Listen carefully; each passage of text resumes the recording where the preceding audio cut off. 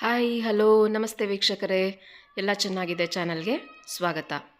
ನಾನಿವತ್ತು ಒಂದು ದಾವಣಗೆರೆ ಸ್ಪೆಷಲ್ ಮಂಡಕ್ಕಿ ತಿಂಡಿ ಮತ್ತು ಮೆಣಸಿನ್ಕಾಯಿ ಬಜ್ಜಿನ ಹೇಗೆ ಮಾಡೋದು ಅಂತ ನಮ್ಮ ಚಾನಲ್ನಲ್ಲಿ ತೋರಿಸ್ತಾ ಇದ್ದೀನಿ. ಇದು ತುಂಬಾ ಟೇಸ್ಟಿಯಾಗಿ ತುಂಬ ಡಿಫ್ರೆಂಟಾಗಿರುತ್ತೆ ಈ ತಿಂಡಿ. ಬೆಳಗಿನ ತಿಂಡಿಗೆ ಮತ್ತು ಲಂಚ್ ಬಾಕ್ಸ್ಗೂ ಕೂಡ ತೊಗೊಂಡು ಹೋಗ್ಬೋದು. ಇದನ್ನು ಹೇಗೆ ಮಾಡೋದು ಅಂತ ನೋಡ್ಕೊಂಡು ಬರೋಣ ಬನ್ನಿ. ಇದು ಉತ್ತರ ಕರ್ನಾಟಕದ ಸ್ಪೆಷಲ್, ಎಸ್ಪೆಷಲಿ ದಾವಣಗೆರೆಯಲ್ಲಿ ಹೆಚ್ಚಾಗಿ ಇದನ್ನು ಬೆಳಗಿನ ತಿಂಡಿಗೆ ಮನೆಯಲ್ಲೂ ಮಾಡ್ತಾರೆ, ಹೋಟೆಲ್ಗಳಲ್ಲೂ ಕೂಡ ಸಿಗತ್ತೆ. ಇದನ್ನು ಹೇಗೆ ಮಾಡೋದು ಅಂತ ನೋಡೋಣ ಬನ್ನಿ. ಹಾಗೆ ಅದ್ರ ಜೊತೆ ಮೆಣಸಿನ್ಕಾಯಿ ಬಜ್ಜಿ ಪರ್ಫೆಕ್ಟ್ ಕಾಂಬಿನೇಷನು. ಅದು ಯಾವ ಟೈಮಲ್ಲಾದರೂ ಸರಿ, ಬೆಳಗಿನ ತಿಂಡಿಗಾದ್ರೂ ಸರಿ, ಸಂಜೆ ಸ್ನ್ಯಾಕ್ಸ್ಗಾದರೂ ಸರಿ, ಇದೆರಡರ ಕಾಂಬಿನೇಷನ್ ತುಂಬ ಚೆನ್ನಾಗಾಗತ್ತೆ. ಇದಕ್ಕೆ ಮೊದಲಿಗೆ ನಾವು ಮಂಡಕ್ಕಿ ತಿಂಡಿ ಮಾಡೋಕ್ಕೆ ಇಲ್ಲಿ ಜಳ್ಪುರಿನ ತೊಗೊಂಡಿದ್ದೀನಿ. ಉಪ್ಪು ಪುರಿ ತೊಗೊಳ್ಬೇಡಿ, ಜಳ್ಪುರಿನೇ ಈ ತಿಂಡಿಗೆ ಪರ್ಫೆಕ್ಟಾಗಿ ಆಗೋದು. ಅದರಲ್ಲೂ ನೀವು ಮಂಡಿನಲ್ಲಿ ತೊಗೊಳ್ಳೋ ಜಳ್ಪುರಿ ಆದರೆ ತುಂಬ ಸಾಫ್ಟಾಗೆ ಲೈಟಾಗಿ ಆಗುತ್ತೆ. ಇದು ಶಾಪಲ್ಲಿ ಪ್ಯಾಕೆಟಲ್ಲಿ ಸಿಗೋ ಜಳ್ಪುರಿ ಸ್ವಲ್ಪ ಒಂದು 5 ನಿಮಿಷಗಳ ಕಾಲ ಈ ರೀತಿ ನೀರಿನಲ್ಲಿ ನೆನೆ ಹಾಕಿ ತೆಗಿಬೇಕಾಗತ್ತೆ. ಆ ಮಂಡಿನಲ್ಲಿ ಸಿಗೋ ಜಳ್ಪುರಿ ಆದರೆ ಸುಮ್ಮನೆ ಹಾಕಿ ತೊಳೆದು ತೆಗೆದುಬಿಟ್ರೆ ಸಾಕಾಗತ್ತೆ. ಈ ಪುರಿನ ಸುಮಾರು ಒಂದು 5 ನಿಮಿಷ ನೀರಲ್ಲಿ ನೆನೆ ಹಾಕಿ ಆಮೇಲೆ ನಾವು ತೆಕ್ಕೊಳ್ಳೋಣ. ನೋಡಿ, ಒಂದು 5 ನಿಮಿಷ ನೆಂದಿದೆ. ಇದನ್ನು ಈಗ ನೀರನ್ನೆಲ್ಲ ಚೆನ್ನಾಗೆ ಹಿಂಡಿ ತೆಕ್ಕೊಳ್ಳೋಣ. ಈ ರೀತಿ ಮಾಡೋದ್ರಿಂದ ಕಡಲೆಪುರಿ ಸಾಫ್ಟಾಗಿ ಆಗುತ್ತೆ. ಹಾಗೆ ಅದರಲ್ಲಿ ಏನಾದರೂ ಕಸ ಇದ್ದರೂ ಕೂಡ ಕ್ಲೀನ್ ಆಗುತ್ತೆ. ಈ ರೀತಿ ಟೈಟಾಗೆ ನೀರನ್ನೆಲ್ಲ ಸ್ಕ್ವೀಸ್ ಔಟ್ ಮಾಡಿ ತೆಗೆದಿಟ್ಕೊಳ್ಳಿ. ನಾನಿಲ್ಲಿ ಸುಮಾರು ಒಂದು 5 ಲೀಟ್ರ್ ಪ್ಯಾಕೆಟ್ನ ಫುಲ್ನ ಬಳಸ್ತಾ ಇದ್ದೀನಿ. ನಾನು 5 ಜನಕ್ಕಾಗುವಷ್ಟನ್ನು ಮಾಡ್ತಾಯಿದ್ದೀನಿ. ನೀವು ನಿಮ್ಮ ಮನೆಯಲ್ಲಿ ಎಷ್ಟು ಜನಕ್ಕೆ ಬೇಕು ನೋಡಿಕೊಂಡು ಮಾಡ್ಕೊಳ್ಳಿ. ನೋಡಿ, ನೆಂದು ಈ ರೀತಿ ಇರುತ್ತೆ. ಈ ರೀತಿ ಫಸ್ಟೇ ಎಲ್ಲ ತೊಳೆದು ನೆನೆ ಹಾಕಿ ಇಟ್ಕೊಂಡ್ರೆ ಆಮೇಲೆ ಮಾಡ್ಕೊಳ್ಳೋದಕ್ಕೆ 5 ನಿಮಿಷ ಸಾಕಾಗುತ್ತೆ. ಈಗ ಒಂದು ದೊಡ್ಡ ಪ್ಯಾನ್ಗೆ ನಾನು ಸುಮಾರು ಒಂದು 5ರಿಂದ 6 ಸ್ಪೂನಷ್ಟು ಕಡಲೆಕಾಯಿ ಎಣ್ಣೆನ ಬಳಸ್ತಾ ಇದ್ದೀನಿ. ನೀವು ಯಾವುದೇ ಎಣ್ಣೆನ ನಿಮ್ಮ ಮನೇಲಿ ಯೂಸ್ ಮಾಡೋದನ್ನು ಬಳಸ್ಕೋಬೋದು. ಇದು ಬಿಸಿಯಾದ ನಂತರ 1 ಚಮಚ ಸಾಸಿವೆ, 1 ಚಮಚ ಜೀರಿಗೆ, ಹಾಗೆ 1 ಚಮಚ ಉದ್ದಿನಬೇಳೆ, 1 ಚಮಚ ಕಡಲೆಬೇಳೆನ ಹಾಕ್ಕೊಳ್ಳೋಣ.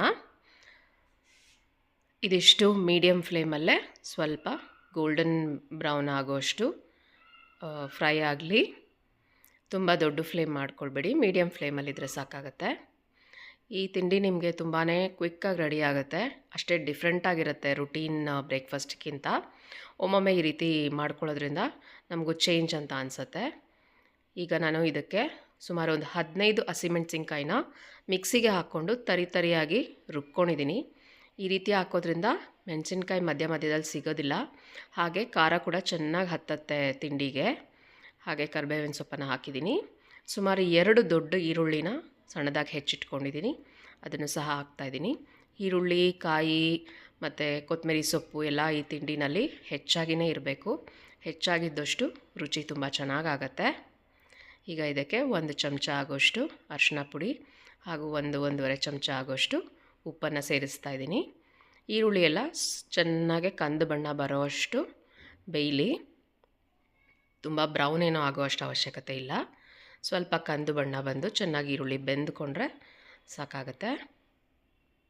ನೋಡಿ, ಇಷ್ಟು ಬೆಂದರೆ ಪರ್ಫೆಕ್ಟಾಗಿರುತ್ತೆ. ಈಗ ನಾವು ನೆನೆಸಿ ತೊಳೆದಿಟ್ಕೊಂಡಿರೋಂಥ ಕಡಲೆಪುರಿನ ಸೇರಿಸೋಣ. ಉಪ್ಪು ಪುರಿ ಬಳಸಿದ್ರೆ ತುಂಬ ರಫ್ ಆಗುತ್ತೆ, ಅಷ್ಟು ತಿನ್ನೋದಕ್ಕೆ ಟೇಸ್ಟಿಯಾಗಿರಲ್ಲ. ಹಾಗಾಗಿ ಜಳ್ಪುರಿನೇ ಯೂಸ್ ಮಾಡಿದ್ರೆ ಚೆನ್ನಾಗಾಗತ್ತೆ. ಈಗ ನಾನು ರುಚಿಗೆ ತಕ್ಕಷ್ಟು ಉಪ್ಪನ್ನು ಸೇರಿಸ್ತಾ ಇದ್ದೀನಿ. ಹಾಕ್ಕೊಂಡು ಚೆನ್ನಾಗೆ ಮಿಕ್ಸ್ ಮಾಡೋಣ. ಗೊಜ್ಜು ಮತ್ತು ಕಡಲೆಪುರಿ ಎಲ್ಲ ಚೆನ್ನಾಗಿ ಮಿಕ್ಸ್ ಮಾಡಿದ್ರೆ ನಿಮಗೆ ಟೇಸ್ಟಿಯಾಗೆ ಮಂಡಕ್ಕಿ ತಿಂಡಿ ರೆಡಿ ಆಗುತ್ತೆ. ಈ ರೀತಿ ನೀವು ನಿಮ್ಮ ಮನೆಯಲ್ಲಿ ಒಮ್ಮೆ ಟ್ರೈ ಮಾಡಿ ಹೇಗೆ ಬಂತು ಅಂತ ಕಮೆಂಟ್ ಸೆಕ್ಷನಲ್ಲಿ ತಿಳಿಸಿ. ನಾನೀಗ ಸುಮಾರು ಒಂದು ಅರ್ಧ ತೆಂಗಿನಕಾಯಿನ ತುರಿದಿಟ್ಕೊಂಡಿದ್ದೀನಿ, ಹಾಗೂ ಕೊತ್ತಂಬರಿ ಸೊಪ್ಪನ್ನು ಹಾಕ್ಕೊಳ್ತಾ ಇದ್ದೀನಿ. ಇದಕ್ಕೆ ಕೊತ್ತಂಬರಿ ಸೊಪ್ಪು, ತೆಂಗಿನಕಾಯಿ ಎಲ್ಲ ಹೆಚ್ಚಾಗಿ ಹಾಕಿದಷ್ಟು ರುಚಿ ಚೆನ್ನಾಗಿರುತ್ತೆ. ಇದನ್ನು ದಾವಣಗೆರೆಯಲ್ಲಿ ಆಲ್ಮೋಸ್ಟ್ ಎಷ್ಟೊಂದು ಹೋಟೆಲ್ಗಳಲ್ಲಿ ಬೆಳಗಿನ ತಿಂಡಿಗೆ ಇದು ಸಿಕ್ಕೇ ಸಿಗತ್ತೆ. ನೀವು ಕೂಡ ಮನೆಯಲ್ಲಿ ಟ್ರೈ ಮಾಡ್ಬೋದು. ಸಂಜೆ ಸ್ನ್ಯಾಕ್ಸಿಗೆ ಕೂಡ ಟ್ರೈ ಮಾಡ್ಕೊಳ್ಬೋದು, ತುಂಬ ಚೆನ್ನಾಗಿರುತ್ತೆ. ಈಗ ಸಣ್ಣ ಉರಿ ಮಾಡಿ ಲಿಡ್ ಕ್ಲೋಸ್ ಮಾಡಿ ಒಂದು 2 ನಿಮಿಷ ಎಲ್ಲ ಚೆನ್ನಾಗಿ ಬಿಸಿ ಆಗೋ ಹಾಗೆ ಇಟ್ಟು ಈಗ ನಾನು ಸ್ಟವ್ ಆಫ್ ಮಾಡ್ಕೊಂಡಿದ್ದೀನಿ. ಒಂದು ನಿಂಬೆಹಣ್ಣಿನ ರಸ ತೆಕ್ಕೊಂಡಿದ್ದೀನಿ, ಅದನ್ನು ಸೇರಿಸ್ತಾ ಇದ್ದೀನಿ. ಅದನ್ನು ಹಾಕಿ ಚೆನ್ನಾಗಿ ಮಿಕ್ಸ್ ಮಾಡಿಕೊಂಡ್ರೆ ನಮಗೆ ಟೇಸ್ಟಿ ಮತ್ತು ಲೈಟ್ ಆ್ಯಂಡ್ ಫ್ಲಫಿ ಆಗಿರೋ ಮಂಡಕ್ಕಿ ತಿಂಡಿ ರೆಡಿ ಆಯಿತು. ನೋಡಿ ಎಷ್ಟು ಚೆನ್ನಾಗೆ ಲೈಟಾಗಿದೆ.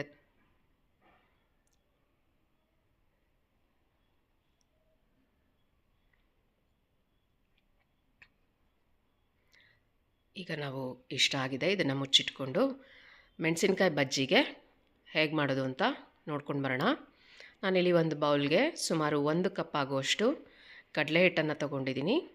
ಕಡಲೆ ಹಿಟ್ಟು ಆದಷ್ಟು ಫ್ರೆಶ್ ಆಗಿರೋದನ್ನು ಬಳಸ್ಕೊಳ್ಳಿ, ಆವಾಗ ಬಜ್ಜಿ ತುಂಬಾ ಚೆನ್ನಾಗಾಗತ್ತೆ. ಸುಮಾರು 1-1.5 ಟೇಬಲ್ ಸ್ಪೂನಷ್ಟು ಅಕ್ಕಿ ಹಿಟ್ಟನ್ನು ಹಾಕ್ತಾಯಿದ್ದೀನಿ. ಅಕ್ಕಿ ಹಿಟ್ಟು ಹಾಕೋದ್ರಿಂದ ಆಚೆಗಡೆ ಕ್ರಿಸ್ಪಿಯಾಗಿ ಬರುತ್ತೆ. ಹಾಗೆ ರುಚಿಗೆ ತಕ್ಕಷ್ಟು ಉಪ್ಪನ್ನು ಹಾಕಿದ್ದೀನಿ. ಸ್ವಲ್ಪ ಓಂಕಾಳನ್ನು ಹಾಕ್ಕೊಳ್ಳೋಣ. ಸುಮಾರು ಒಂದು 1/4 ಚಮಚದಿಂದ ಅರ್ಧ ಚಮಚದಷ್ಟು ಓಂಕಾಳು. ಇದು ಕೂಡ ಡೈಜೆಷನ್ಗೆ ತುಂಬ ಹೆಲ್ಪ್ ಮಾಡುತ್ತೆ, ಹಾಗೂ ಟೇಸ್ಟು ತುಂಬ ಚೆನ್ನಾಗಾಗತ್ತೆ. ಇದು ಸಪ್ಪೆ ಮೆಣಸಿನ್ಕಾಯಿನ ನಾನು ತೊಗೊಂಡಿರೋದ್ರಿಂದ ಅಚ್ಕಾರದ ಪುಡಿ 1 ಸ್ಪೂನ್ ಹಾಕ್ಕೊಳ್ತಾ ಇದ್ದೀನಿ, ಮತ್ತು ಚಿಟಿಕೆ ಸೋಡಾನ ಹಾಕ್ಕೊಳ್ತಾ ಇದ್ದೀನಿ. ಇದಿಷ್ಟನ್ನ ಹಾಕ್ಕೊಂಡು ಚೆನ್ನಾಗಿ ಮಿಕ್ಸ್ ಮಾಡ್ಕೊಳ್ಳೋಣ. ಈ ಮೆಣಸಿನ್ಕಾಯಿ ಬಜ್ಜಿ ಕೂಡ ಮಾಡೋದಕ್ಕೆ ಕೆಲವೊಂದು ಟಿಪ್ಸ್ನ ಫಾಲೋ ಮಾಡಿದ್ರೆ ಪರ್ಫೆಕ್ಟಾಗಿ ಆಗುತ್ತೆ. ಈಗ ಸ್ವಲ್ಪ ಹಿಂಗನ್ನು ಸೇರಿಸ್ಕೊಂಡು ನೀರು ಹಾಕ್ಕೊಂಡು ಕಲಿಸ್ಕೊಳ್ತಾ ಬರೋಣ. ಯಾವಾಗಲೂ ಮೆಣಸಿನ್ಕಾಯಿ ಬಜ್ಜಿ ಯಾವುದೇ ಬಜ್ಜಿ ಮಾಡೋವಾಗ ಹಿಟ್ಟನ್ನು ನೀವು ಒಂದು 10 ನಿಮಿಷ ಮುಂಚೆನೇ ಕಲಸಿಟ್ರೆ ತುಂಬ ಚೆನ್ನಾಗಾಗತ್ತೆ. ನೀರು ನೋಡ್ಕೊಂಡು ಹಾಕ್ಕೊಂಡು ಕಲಿಸ್ಕೊಳ್ಳಿ. ತುಂಬ ಗಟ್ಟಿಗೂ ಕಲಿಸ್ಬೇಡಿ, ತುಂಬ ತೆಳುಗೂ ಕಲಿಸ್ಬೇಡಿ. ಗಟ್ಟಿಗೆ ಕಲಿಸ್ಕೊಂಡ್ರೆ ಬಜ್ಜಿ ಹಾರ್ಡ್ ಆಗುತ್ತೆ, ತೆಳುಗೆ ಕಲಿಸ್ಕೊಂಡ್ರೆ ಎಣ್ಣೆಯಲ್ಲಿ ಬಿಟ್ಕೊಂಡು ಎಣ್ಣೆ ಜಾಸ್ತಿ ಕುಡಿಯುತ್ತೆ. ಹಾಗಾಗಿ ಪರ್ಫೆಕ್ಟ್ ಕನ್ಸಿಸ್ಟೆನ್ಸಿನಲ್ಲಿ ಕಲಿಸ್ಕೊಂಡ್ರೆ ಬಜ್ಜಿ ತುಂಬಾ ಚೆನ್ನಾಗೆ ಫ್ಲಫಿಯಾಗೆ ಕ್ರಿಸ್ಪಿಯಾಗೆ ಸಾಫ್ಟಾಗೆ ಬರುತ್ತೆ. ನೋಡಿ ಈಗ ಇಷ್ಟು ನೀರು ಮೋಸ್ಟ್ಲಿ ಸಾಕಾಗುತ್ತೆ. ಸೊ ಆಲ್ಮೋಸ್ಟ್ ಪರ್ಫೆಕ್ಟಾಗಿದೆ. ಚೆನ್ನಾಗಿ ಮಿಕ್ಸ್ ಮಾಡಿಕೊಂಡು ಒಂದು 10 ನಿಮಿಷ ಬಿಟ್ಬಿಡಿ ನೆನೆಯೋದಕ್ಕೆ. ಆಮೇಲೆ ಮಾಡಿಕೊಂಡಾಗ ತುಂಬಾ ಚೆನ್ನಾಗೆ ಕ್ರಿಸ್ಪಿಯಾಗೆ ಫ್ಲಫಿಯಾಗೆ ಆಗುತ್ತೆ. ಇಷ್ಟರಲ್ಲಿ ನೀವು ಕಲಸೋ ಅಷ್ಟರಲ್ಲಿ ಎಣ್ಣೆನ ಬಿಸಿಗಿಟ್ಕೊಳ್ಬೋದು. ಎಣ್ಣೆ ಬಿಸಿ ಆಗೋ ಅಷ್ಟರಲ್ಲಿ ಇದು ಕಲಸಿ ನೆಂದಿರತ್ತೆ. ನೋಡಿ ಇಷ್ಟ ಆದರೆ ಸಾಕಾಗತ್ತೆ. ನೋಡಿ ನಾನು ಈ ಬಿಳಿ ಮೆಣಸಿನ್ಕಾಯಿನ 1ರಲ್ಲಿ 4 ಭಾಗ ಮಾಡಿ ಇಟ್ಕೊಂಡಿದ್ದೀನಿ. ನಾನು ಇದಕ್ಕೂ ಸಹ ಸ್ವಲ್ಪ ಉಪ್ಪನ್ನು ಮತ್ತು ಜೀರಿಗೆ ಪುಡಿನ ಹಾಕ್ಕೊಳ್ತಾ ಇದ್ದೀನಿ. ಸ್ವಲ್ಪ ಸಪ್ಪೆ ಅಂತ ಅನ್ನಿಸ್ಬಾರ್ದು ಅಂತ. ನೀವು ಜೀರಿಗೆ ಪುಡಿ ಇಲ್ಲ ಅಂದರೆ ಬರೀ ಉಪ್ಪನ್ನು ಮಾತ್ರ ಹಾಕ್ಕೊಳ್ಬೋದು, ಆವಾಗ ಒಳಗಡೆನೂ ಕೂಡ ಮೆಣಸಿನ್ಕಾಯಿ ಸಪ್ಪೆ ಆಗಿರೋದಿಲ್ಲ. ಇದನ್ನು ಸುಮ್ಮನೆ ಒಮ್ಮೆ ಮಿಕ್ಸ್ ಮಾಡ್ಕೊಳ್ಳೋಣ. ಮಿಕ್ಸ್ ಮಾಡಿಕೊಂಡ್ರೆ ಇಷ್ಟು ಸಾಕಾಗುತ್ತೆ. ಈಗ ಈ ಕಡೆ ನಾನು ಎಣ್ಣೆ ಬಿಸಿಗೆ ಇಟ್ಕೊಂಡಿದ್ದೀನಿ. ಈ ಎಣ್ಣೆನೂ ಸಹ ಒಂದೇ 1 ಸ್ಪೂನ್ ಎಣ್ಣೆನ ನಾವು ಕಡಲೆ ಹಿಟ್ಟು ಕಲಸಿರೋದಕ್ಕೆ ಹಾಕ್ಕೊಂಡು ಮಿಕ್ಸ್ ಮಾಡ್ಕೊಳ್ಳೋಣ. ಎಣ್ಣೆ ಚೆನ್ನಾಗಿ ಬಿಸಿಯಾಗಿರಬೇಕು, ಹಸಿದನ್ನು ಹಾಕ್ಕೊಳ್ಬೇಡಿ. ಇದು ಕೂಡ ಬಜ್ಜಿ ತುಂಬ ಚೆನ್ನಾಗಿ ಬರೋದ್ರಲ್ಲಿ ಹೆಲ್ಪ್ ಮಾಡುತ್ತೆ. ಈಗ ಬಜ್ಜಿಗಳನ್ನ ಒಂದೊಂದಾಗೆ ಅದ್ದಿ ಹಾಕ್ಕೊಳ್ಳೋಣ. ಈ ಮೆಣಸಿನ್ಕಾಯಿ ಬಜ್ಜಿ ಮಾಡೋದ್ರಲ್ಲೂ ಈ ಟೆಕ್ನಿಕ್ ಇದೆ. ಅರ್ಧ ಮಾತ್ರ ನೀವು ಬ್ಯಾಟರಲ್ಲಿ ಡಿಪ್ ಮಾಡಬೇಕು. ಅಂದರೆ ಯಾವ ಕಡೆ ಕಟ್ಟಾಗಿರುತ್ತೆ ಆ ಪೋರ್ಷನ್ನ ಮಾತ್ರ ಡಿಪ್ ಮಾಡಿ ಇನ್ನೊಂದು ಸೈಡು ಪ್ಲೇನ್ ಬಿಟ್ಟರೆ ಅದು ಮೆಣಸಿನ್ಕಾಯಿ ಒಳಗಡೆ ತನಕ ತುಂಬ ಚೆನ್ನಾಗಿ ಬೇಯುತ್ತೆ. ಹಾಗೆ ಮೆಣಸಿನ್ಕಾಯಿ ತಿನ್ನೋವಾಗೂ ಕೂಡ ಅದು ನಮಗೆ ಚೆನ್ನಾಗಿರುತ್ತೆ. ನೋಡಿ ಎಷ್ಟು ಚೆನ್ನಾಗೆ ಒಂದು ಬದಿ ಮಾತ್ರ ಹಿಟ್ಟು ಹತ್ಕೊಂಡು ಇನ್ನೊಂದು ಬದಿ ಮೆಣಸಿನ್ಕಾಯಿ ನಿಮಗೆ ಹಾಗೆ ಕಾಣ್ತಾ ಇದೆ. ಅದು ಕೂಡ ಈಗ ಆಯಿಲಲ್ಲಿ ಚೆನ್ನಾಗಿ ರೋಸ್ಟ್ ಆಗುತ್ತೆ. ಈ ರೀತಿ ಮಾಡಿಕೊಂಡ್ರೆ ತುಂಬ ಚೆನ್ನಾಗಿರುತ್ತೆ. ನೀವು ಒಮ್ಮೆ ಈ ರೀತಿ ಮಾಡ್ಕೊಳ್ಳಿ. ನಿಮಗೆ ನಮ್ಮ ವಿಡಿಯೋ ಇಷ್ಟ ಆಗಿದ್ದಲ್ಲಿ ಲೈಕ್ ಮಾಡಿ, ಶೇರ್ ಮಾಡಿ, ಮತ್ತು ನಮ್ಮ ಚಾನಲ್ಗೆ ಸಬ್ಸ್ಕ್ರೈಬ್ ಮಾಡಿ. ಪಕ್ಕದಲ್ಲೇ ಇರೋ ನೋಟಿಫಿಕೇಷನನ್ನು ಆನ್ ಮಾಡ್ಕೊಳ್ಳಿ. ನೋಡಿ ಎಷ್ಟು ಚೆನ್ನಾಗೆ ಗೋಲ್ಡನ್ ಬ್ರೌನ್ ಆಗಿ ರೆಡಿ ಆಯಿತು. ಸೊ ಮಂಡಕ್ಕಿ ತಿಂಡಿ ಮೆಣಸಿನ್ಕಾಯಿ ಬಜ್ಜಿ ರೆಡಿಯಾಗಿದೆ. ಹೀಗೆ ಮತ್ತಷ್ಟು ವಿಡಿಯೋನ ನಾವು ನಮ್ಮ ಚಾನಲ್ನಲ್ಲಿ ಪೋಸ್ಟ್ ಮಾಡ್ತಾ ಇರ್ತೀವಿ. ಖುಷಿಯಾಗಿರಿ. Thank you for watching. ಧನ್ಯವಾದಗಳು. Take care.